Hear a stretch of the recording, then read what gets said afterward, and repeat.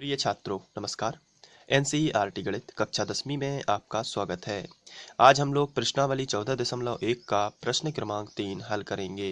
तो आइए सबसे पहले प्रश्न पढ़ लेते हैं। इसमें दिया गया है, निम्नलिखित वितरण बंटन एक मोहल्ले के बच्चों के दैनिक जेब खर्च को दर्शाता है। माध्य जेब खर्च 18 रुपये है। रिक्त बारंबारता f का मान ज्ञात कीजिए। तो यहाँ पर हमें माध्य जो है वो पहले से दिया गया है जो कि 18 है, और नीचे एक हमें टेबल दी गई है और बताया गया है कि दैनिक जेब खर्च खर्च जो है वो 11 से 13। बच्चों की संख्या कितनी है? 7। तो 11 रुपये से 13 रुपये तक 7 बच्चों को मिलते हैं और 13 रुपये से 15 रुपये 6 बच्चों को मिलते हैं। तो इस तरीके से ये दैनिक जेब भत्ता जो है वो यहाँ पे लिखा गया है और बच्चों की संख्या नीचे लिखी गई है और इस f का मान हमें ज्ञात करना है, जबकि हमें माध्य जो है 18 रुपये दिया गया है।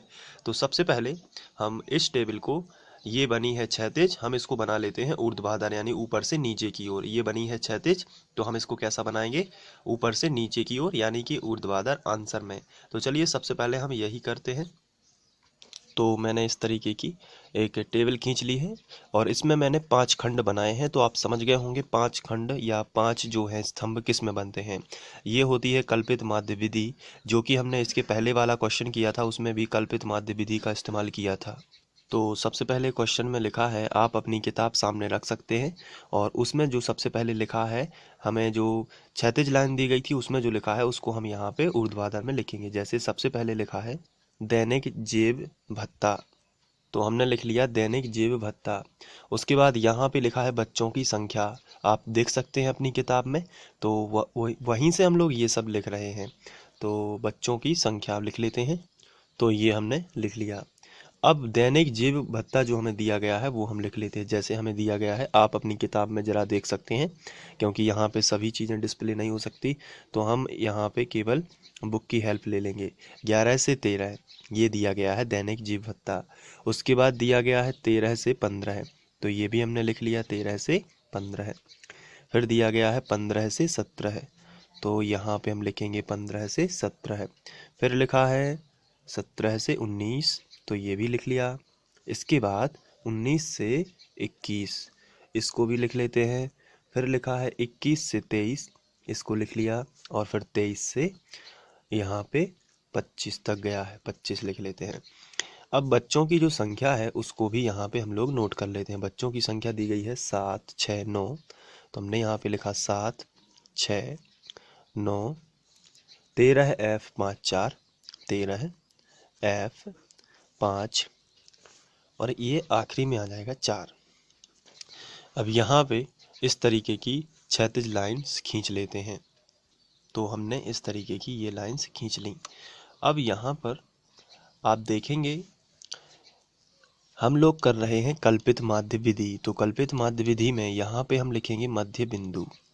तो सबसे पहले तो हम मध्य बिंदु निकाल लेते हैं। तो हमने यहाँ पे लिख लिया मध्य बिंदु, जिसे हम x से दर्शाते हैं। तो वो मध्य बिंदु कैसे निकाला जाता है? तो ये जो वर्ग अंतराल हमें दिया गया है, इन दोनों को जोड़कर बटे 2 करते हैं। जैसे 11 + 13 किया, यहाँ पे देखिए, यहाँ पे 11 + 13 इन दोनों को जोड़ दिया और बटे कितना? 2। तो 11 और 13 जोड़ेंगे तो ये आएगा इस तरीके से 24 और बटे 2। तो ये आएगा 24 बटे 2, और जिसको हम कैंसिल करेंगे तो 12 आएगा। यानी कि यहाँ पे एक बात ध्यान देने वाली है कि इनका मध्य बिंदु आ रहा है 12, यानी कि 11 जो है इसमें कितना ऐड हो रहा है? एक ही ऐड हो रहा है, एक ही चीज़ जुड़ रही है। तो यहाँ पे हम लिखेंगे 12। तो फिर जब 11 में 1 जुड़ा तब उसका मध्य बिंदु बना, तो 13 में 1 जुड़ेगा तो इसका मध्य बिंदु होगा, यानी 13 में 1 ऐड किया जाएगा तो ये 14 हो जाएगा। इसमें भी ऐड कर दीजिए 16, 15 का में 1 जोड़ दिया 16, 17 में भी 1 जोड़ दिया तो कितना हो गया? 18, 19 में भी 1 जोड़ दिया तो हो गया 20, और यहाँ पे 21 में 1 जोड़ दिया तो हो गया 22, और 23 में भी 1 जोड़ दिया तो हो गया 24। ये इस तरीके से हमें मध्य बिंदु निकाल लेना होता है। आपको बार बार कैलकुलेशन नहीं करनी है, आप डायरेक्ट से एग्ज़ाम में समय को बचा सकते हैं। इन दोनों को जोड़ के 2 का भाग किया सबसे पहले, और जो मध्य बिंदु आया फिर इस पैटर्न को समझना है कि 11 में 1 जोड़ने से 12 आता है, तो 13 में भी 1 जोड़ दीजिए, 15 में भी 1, और इस तरीके से इसको सॉल्व करना है। इसके बाद हम इस जो माध्य हमने निकाले हुए हैं, आप देख सकते हैं ये जो जितने भी मध्य बिंदु निकाले हैं ना, इन सभी मध्य बिंदुओं में से कोई भी एक a के बराबर मान लीजिए और कल्पना कीजिए कि वो माध्य है। तो कल्पित माध्य हम ले लेते हैं। देखिए यहाँ पर 1 2 3 ऊपर ले लेते हैं और 3 नीचे, यानी कि हम लगभग 18 जो है इसको माध्य ले लेते हैं। बीचों बीच हम माध्य लेंगे तो जल्दी आंसर आएगा। तो 18 जो है इसको हम a मान लेते हैं और यही मान लेते हैं कि ये कल्पित माध्य है 18। तो फिर इसके बाद निकाला जाता है u का मान। तो u का जो फॉर्मूला होता है वो होता है x माइनस a बटे h। तो यहाँ पे a बराबर है 18, तो फिर u कितना होगा, तो x का मान कितना हो गया, तो x का मान होता है ये, और माइनस ये क्या होता है, ये वाला होता है 18, और बटे h क्या कहलाता है, h तो आप जानते हैं दोनों वर्गंत्र जो वर्गंतराल होता है उनके बीच में अंतर कितने का है, जैसे 11 और 13 में -2 का अंतर है। तो इसी तरीके से ये वर्गंतराल h का मान कहलाता है। यहाँ पे 2 का अंतर है, 11 और 2, -2 का नहीं, केवल 2 का। 13 और 15 में कितने का अंतर है, तो आंसर है इसमें भी 2 का, फिर 15 17, यानी कि अंतर देखना होता है कि 11 और 13 के बीच में कितने अंक और आ सकते, यानी कि इन दोनों में कितना अंतर है, तो वो कहलाता है h। या फिर हम डायरेक्ट भी इस h को निकाल सकते हैं, अंतिम पद में से पहला पद घटा दीजिए तो h आ जाएगा। तो u हम निकालते हैं जिस तरीके से, तो एक फॉर्मूले की दृष्टि से देखा जाए अगर, तो हम इसको इस तरीके से निकालेंगे। जैसे हमें यहाँ पे भरना है u का मान, तो u का फॉर्मूला क्या है वो देख लेते हैं। तो u का फॉर्मूला x माइनस a है, तो x की वैल्यू है यहाँ पे 12, तो हम यहाँ पे रखेंगे 12, और माइनस a का मान कितना है, तो a का मान 18 है, तो हम यहाँ पे 18 रख देंगे, और बटे h कितना है, 13 में से 11 जाएगा तो 2 बचेगा। तो यहाँ पे इस तरीके से जब हम घटाएंगे तो -6 बटे 2, 2 तिया 6, तो आएगा -3। फिर इसको हर बार सॉल्व करना पड़ेगा, फिर ये इसको करिए, फिर इसको करिए, यहाँ पे लिखिए, इसको करके यहाँ पे, तो ये सब में टाइम लग जाता है। इसलिए मैंने आपको एक छोटी सी ट्रिक बताई है, इसकी जरिए आपको बिना सॉल्व करे यहाँ के जो खाने हैं वो भर जाएंगे। देखिए कैसे, 18 बराबर a है, जहाँ पर a तुमने माना है वहाँ पे रखो 0, ये रख दिया 0।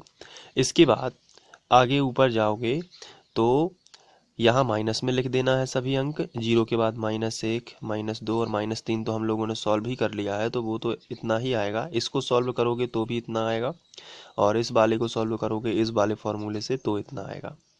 लेकिन उतना सॉल्व करने का टाइम नहीं रहता एग्ज़ाम में, जल्दी से जल्दी, क्योंकि टाइमिंग भी बहुत अच्छी हो सकता है आपके एग्ज़ाम में समय कम पड़ जाए तो फिर आपके अंक कम आ सकते हैं, इसलिए थोड़ी सी ट्रिक बना लेते हैं। 0 के बाद यहाँ 1, यहाँ 2, यहाँ 3, इस तरीके से सॉल्व करोगे तो 1 2 3 प्लस में आ जाता है।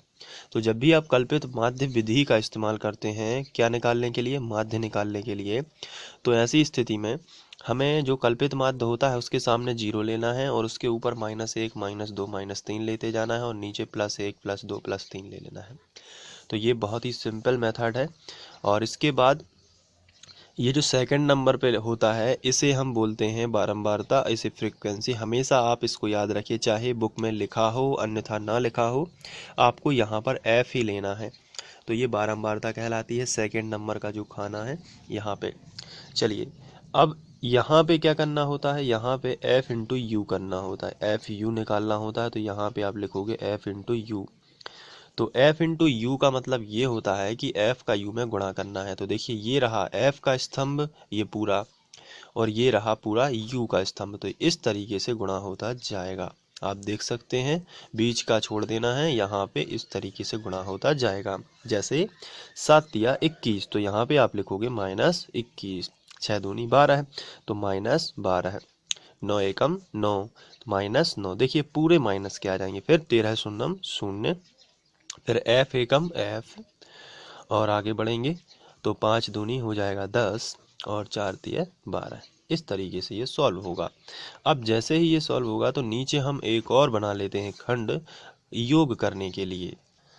तो बना लिया हमने खंड। अब यहाँ पे सिग्मा f u लिखना पड़ेगा। सिग्मा का मतलब होता है टोटल करना, यानी ऊपर से नीचे तक सभी को जोड़ देना, वो सिग्मा कहलाता है। सिग्मा एफ यू, और इन सब को जोड़ेंगे, और यहाँ पे चूंकि हमें सिग्मा एफ भी चाहिए होता है तो सिग्मा एफ एफ का टोटल करने से आएगा, इसलिए इस स्तंभ का पूरे का करेंगे टोटल। तो यहाँ पे हम लिखेंगे सिग्मा एफ बराबर।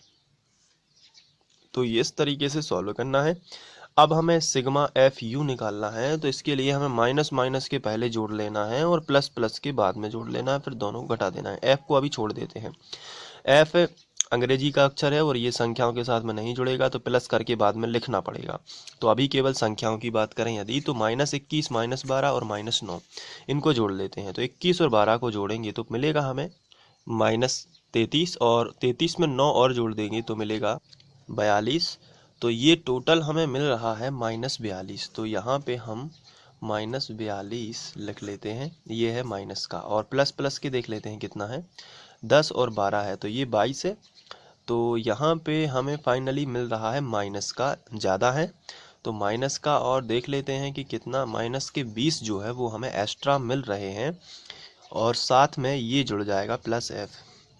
तो यहाँ पे देखिए किस तरीके से लिखना, संख्याओं का तो आया है -20, और प्लस एफ जो है वो एफ ही रहेगा, तो यहाँ पे हम इसको एफ लिख देते हैं। तो इस तरीके से टोटल हो जाएगा। अब हमें करना है सिग्मा एफ का टोटल। तो सिग्मा एफ का जो है टोटल करने के लिए हमें सभी संख्याओं को क्या करना पड़ेगा, जोड़ना पड़ेगा, और इस एफ को भी हमें क्या करना पड़ेगा, जोड़ना पड़ेगा। तो चलिए हम जोड़ लेते हैं। तो 7 6 13, 13 है 9, 13 है, और सबको जोड़कर हो जाएगा। तो ये आ जाएगा यहाँ पर, इन सबको जोड़ने से आता है 44, और प्लस में ये एफ है तो हम यहाँ पे लिख देंगे एफ। अब यहाँ पे और सॉल्व करेंगे, और इसके लिए हमें लिखना पड़ता है माना कल्पित माध्य, और a बराबर 18 माना है, तो ये हम यहाँ पे लिख लेते हैं। माना कल्पित माध्य a बराबर 18 है, और यहाँ पे वर्ग अंतराल जो है उसको भी लिख लेते हैं। तो वर्ग अंतराल आएगा h बराबर, और दोनों के बीच की दूरी 25 - 23 यानी कि 2 ही है, सभी जगह 2 2 का अंतर है तो डायरेक्ट लिख देते हैं।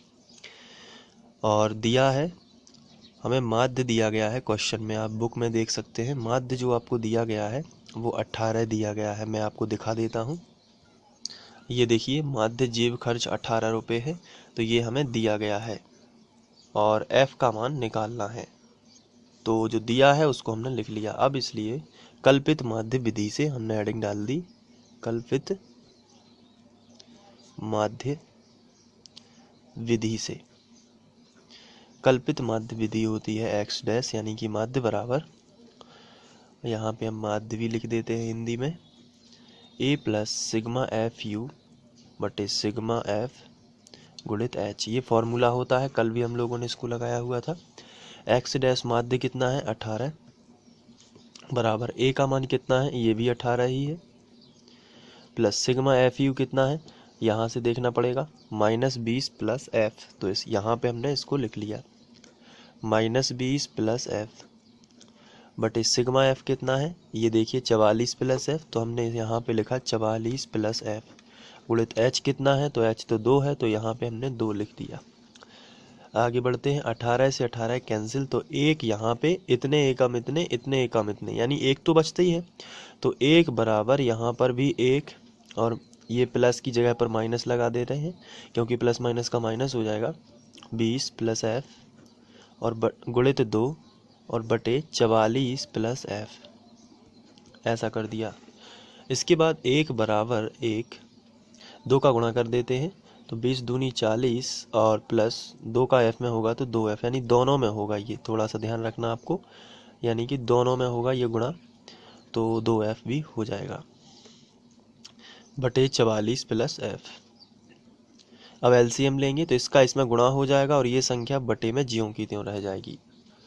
तो चलिए गुणा कर देते हैं सबसे पहले, तो एक बराबर इसका करेंगे इसमें गुणा एलसीएम से, फिर सबके बटे में ये 44 प्लस एफ लिख देंगे, तो एक में करेंगे तो ये ज्यों का त्यों ऊपर पहुंच जाएगा, 44 प्लस एफ, इसका इसमें किया तो यही आ गया -40 प्लस 2f, और बटे सबके आ जाएगा 44 प्लस एफ, ये हमने लिख दिया।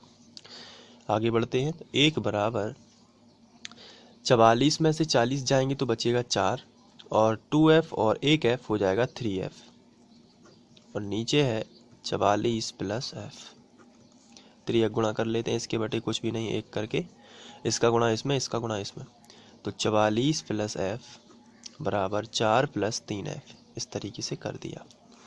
तो पक्षांतर किया, 4 का इस तरफ, f का इस तरफ, तो 44 और प्लस का 4 इस तरफ आएगा तो माइनस का 4 बराबर 3f, प्लस का f इस तरफ आ जाएगा तो माइनस का f। 44 में से 4 चले जाएंगे तो आएगा 40 बराबर 3f में से 1 जाएगा तो 2f, गुणा वाली संख्या बटे में, यानी कि 40/2 बराबर कितना आएगा f, तो 20 बराबर f। तो ये रहा f का मान, अतः f का अभिष्ट मान 20 होगा। तो इस तरीके से हमने इसे लिख लिया। आशा करता हूँ कि आप लोगों को ये समझ में आ गया होगा। Thank you.